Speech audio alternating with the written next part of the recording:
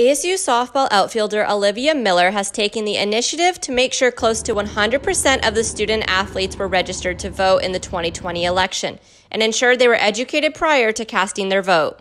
Back in February, before the primaries happened, the presidential primaries, I was trying to make sure that all my teammates who wanted to vote knew how to do that, knew how to register, and I realized none of them had any clue what that was, which is so surprising to me. As civil unrest and tensions were on the rise back in May, Olivia knew she had to create a movement in this high-stake year.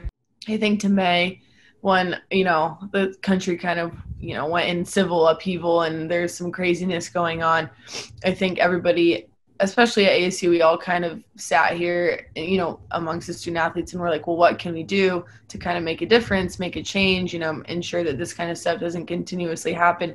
When the fall semester started, Olivia and her fellow Sun Devils advocated for voter education and were determined that each athlete would be registered in time for the election. Courtney Jones on track and field joined Miller in support of student voter registration, as well as Miller's commitment to social justice in America. And for Sun Devils United, with the whole Black Lives Matter thing, it's a movement, not a moment. And also going along with that, you have to educate yourself. So you can't continue to do something and press for something and not educate yourself and not educate others and try to move forward. So that was kind of my biggest thing as well for me, my driving factor. But ultimately, it was just really important. As Miller created a call to action among her fellow Sun Devil athletes, she has been hugely successful, getting nearly 90% of the student athletes registered. There hasn't been any movement like this at ASU before.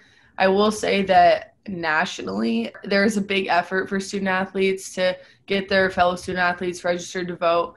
I wouldn't say it's necessarily on the scale that we've been doing it at ASU. As the election process wrapped up, both Miller and Jones' main hopes are to see a positive future for America. Hoping for progress to move in a positive direction. After the presidential election and when student athletes return from winter break, Miller intends to keep the momentum going and educate the athletes on local electors and the importance of working with them. Shift the focus to, teaching people that they're constituents and they have every right to talk to these legislators that they elected in, and that these are people that we can directly have a conversation with that will tell us where to start if we want to make change. So that's kind of going to be my focus once January comes around. Miller has generated a moment in history among the Sun Devil athletic community.